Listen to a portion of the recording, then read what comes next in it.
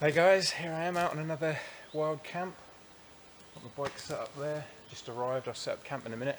One thing I'll show you though, which is a bit of a bummer, is this is where I camp quite often, but if we move the camera around here, you can see there, it's all open. I haven't been here this year, I've been camping in various other places. This is the first time this year I've come down here, and they've cut out a load of woodland. It was thick woodland back there, but looks like it's all been cut out, so hopefully I'm not going to be too exposed here to anyone going past. I have to check it out in a minute. I'll put the tent up first and then go over there and see how visible I am from there. Yeah, see, that was all thick woodland, believe it or not, through here, but I guess they must have done it at the end of last year because there's quite a bit of greenery and stuff has grown out now. I mean, it's a nice view over there, but I did like having the thick woodland behind me. But you can't see where I'm camping from here, so hopefully no one will stumble upon me if anyone even does come through here.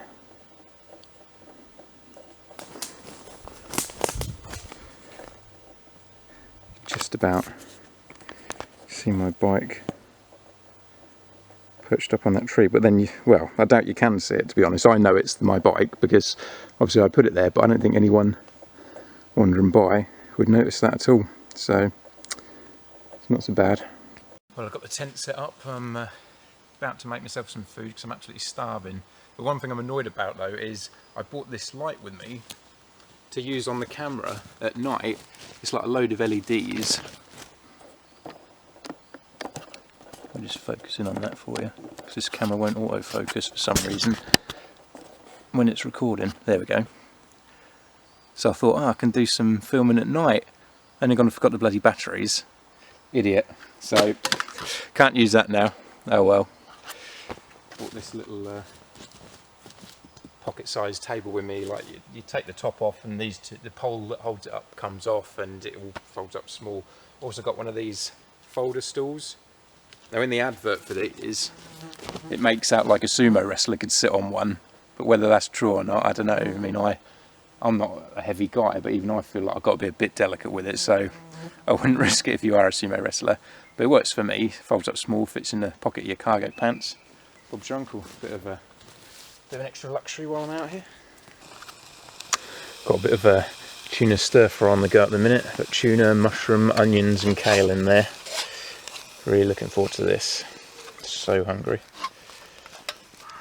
Just got one fuel tablet on there and it seems to be doing the job pretty quickly.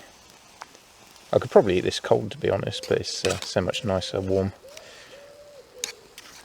Everyone thinks I'm odd, but I just don't like cold tuna. I always have to brown it off in a pan. Oh, gonna be good.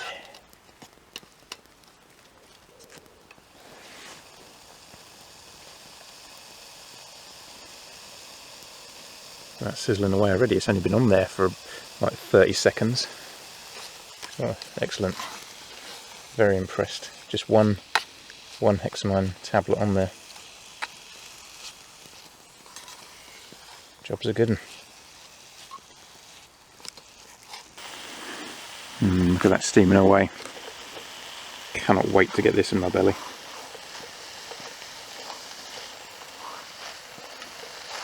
Quite enjoying having this little seat and table out here. No, it's not quite roughing it, but why not bring a few luxuries with you, eh? If you can fit it in your pack.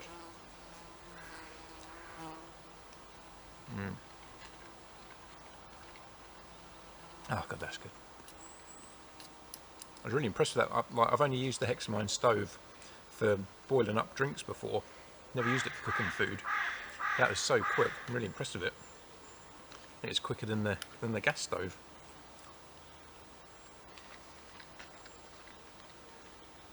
I didn't even get through a whole fuel tablet either. Only about half of one. And I left it on there probably longer than I needed to as well, because I wanted to make sure it was really hot through. But super fast, so very impressed with that. Only paid like £1.50 for it as well, for this stove and 20 odd fuel tablets.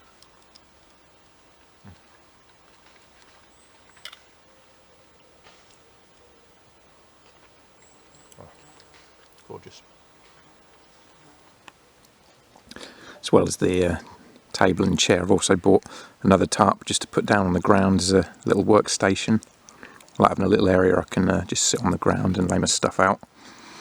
Especially as the one-man tent doesn't really have much space inside it for that sort of thing, so it's nice having just a little outdoor work area, workstation.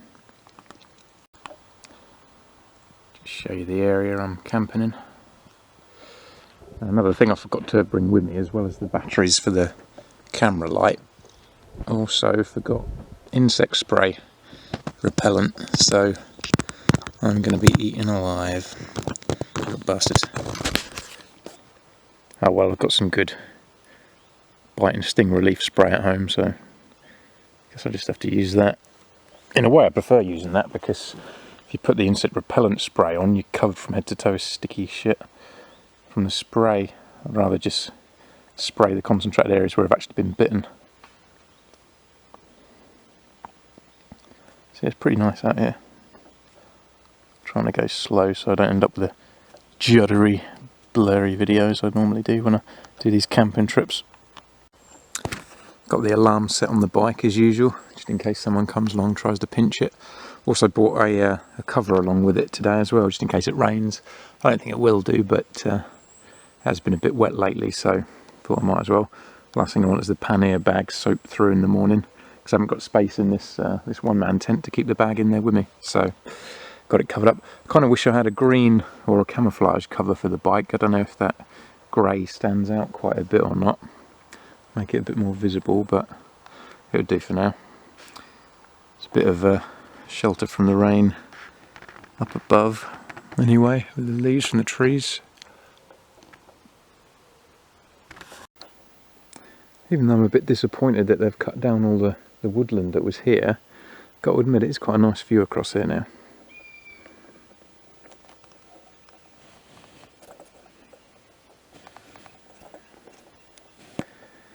Not a bad way to spend a Saturday night. Quite like the contrast, you know, one weekend I'll be out in the city having a few drinks, getting up to shenanigans. And then the next weekend, a more pure Saturday evening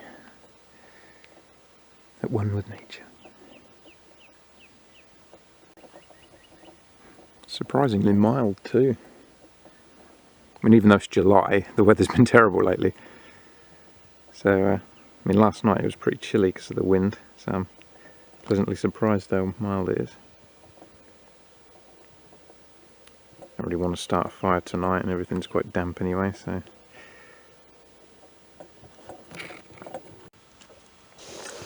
No, I've never liked my cereal with milk on. Everyone thinks I'm weird, but I love dry cereal. I don't like it with milk on, or mushy in that, which works out handy when you're out here, because it means I can bring a bowl of cereal along with me and I don't have to worry about the milk.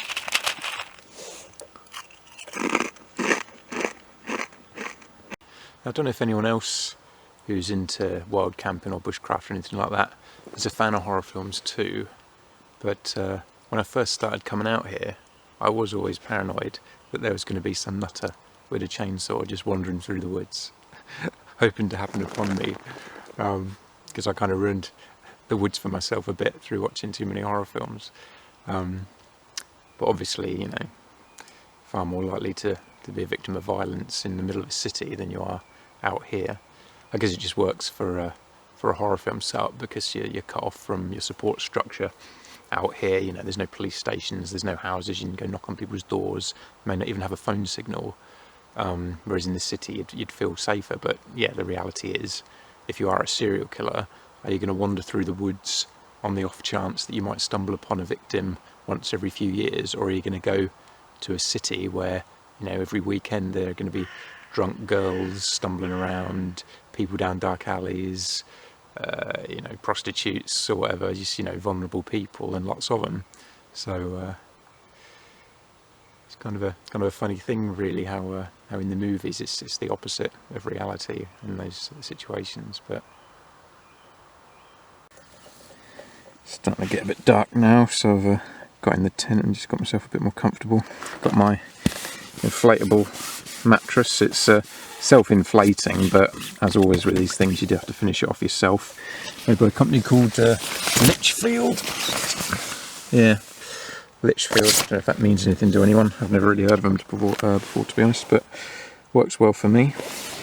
Got my sleeping bag here, made by Ayako. I assume mispronounced once again. Never heard of them before, so I don't know if that means anything to anyone. Bought this for me. It's one of these portable light bulbs. Really great light. Unfortunately in this tent I don't have anywhere to hang it. There's no hook here, which would have been handy. It would have been nice being able to have that hanging up in my igloo tent. I have a hook at the top, but that's just too big a tent for me to bother taking out when I'm on my own like this.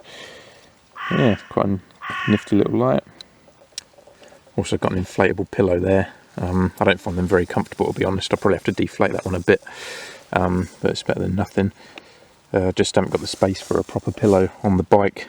I have made myself a camping pillow out of an old regular pillow that I cut in half and then just sewed the ends up, which is fine if I'm going out camping in, using the car to get where I'm going. But even with it only the half the size of a regular pillow, it's still just too big for the bike. To be fair, if I didn't bring the camera out with me and the table and the chair and the kettle and things that I don't really need, I just bought out to play around with, I could have probably fitted it in here. There's the rest of my gear that I can luckily fit in here with me, all the essentials in that little pack there. Just enough space in here for that. Got the kettle on the boil now, get a nice hot drink in me before bed. Now it's starting to cool down a bit. It's still not particularly cold though. I mean, it's about 9 o'clock now. It's still ever so slight chill, but that's it. Pretty nice night. Good night for it.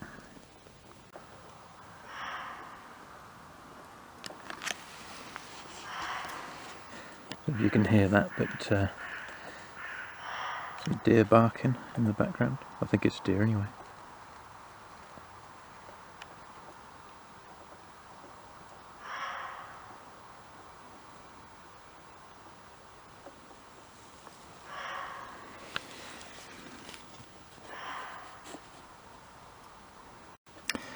Well, coffee's done pretty quickly. Now I'm really getting one over on these Hexi stoves. I've never relied on one when I've been out camping before. I've always bought gas because I just, for some reason, was a bit weary of the Hexi stoves. But damn, they're good. They cook quickly, doesn't take up much room. Really impressed. So might become my default camping stove now. I mean, you can see that steaming hot. Nice cup of coffee. So I got a one of those Carabiner mugs a few months ago, but I saw this one in the shops the other day in Tesco's. This by a company called Summit, and it's basically the same thing, but it's green, which I preferred over the blue, even though I did like the metallic blue. And the handles are slightly different. It's a lot more comfortable to hold than the Carabiner handle is, but it still will clip onto your belt or whatever. The clip doesn't open as much as a Carabiner, but opens enough for what I need it for. Also came with a lid too, so you can use it, kind of as a travel mug to carry your drink around without worrying about it spilling so much. I mean, the lid's not waterproof, it's not watertight or anything, but it still stops it splashing around. And that was only like £2.50 out of Tesco's, so if they've still got them in there, then I'd go and snap them up if I were you. Now, something else I always like to do when I'm out camping, something I always bring with me, is a little padlock. Little combination lock padlock to just do the tent up with. Then once again, maybe this is a symptom of me watching too many horror films, but I always think if someone does try and get in the tent in the night, I'll at least slow them down a bit. Hopefully give me time to get my shit together, because they won't be able to unzip it. I mean, I know they can just rip through the tent with a knife or something, but if they're trying to be quiet and come in here and unzip it, that'll at least slow them down. Bedtime for me now, so see you guys tomorrow morning. Had a quite nice night's sleep. Woke up at about 4 for an hour or so, but then got back to sleep, and it's alright after that. It's about 9 o'clock now. Got some ravioli on the go. I was going to have a nice cup of coffee, but I woke up to find this. Don't know if that's going to show up on camera because this camera won't autofocus, annoyingly enough, but that is a huge slug in my coffee cup. Absolutely huge. Never seen one so big. Huge black slug. So, no coffee for me because he seems to have made that his home. I'm afraid you're going to have to go out of there, mate. Go stuck in there fast. Ugh. Get out of it. Look at that. Ugh. And I can't use this cup because I forgot to bring the peapot with me, so I had to resort to using my canteen cup for that. So this is full of piss and the other one's full of slug. So no coffee for me this morning. Which is annoying.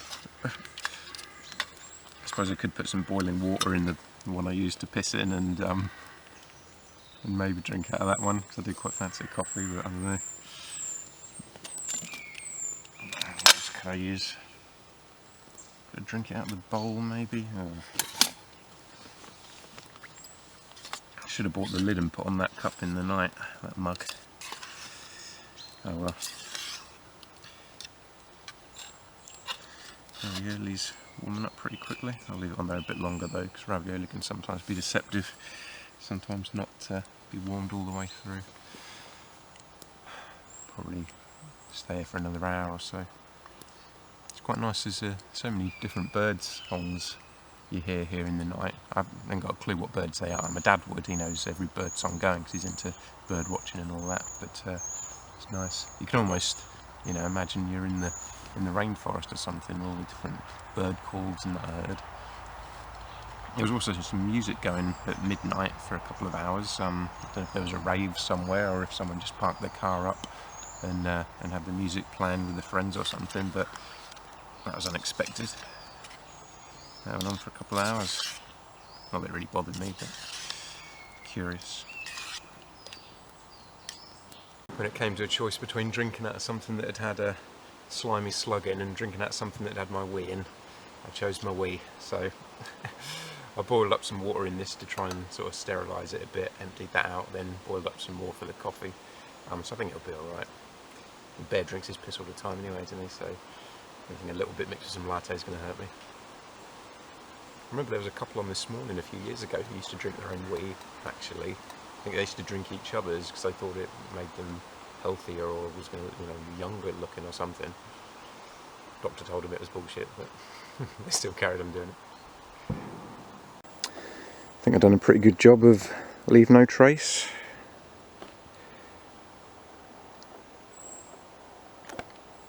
I've got everything packed up now, ready to go home. Any comments, feel free to leave them. I always like hearing other people's opinions on my videos or tell me about your trips out. So thanks for watching.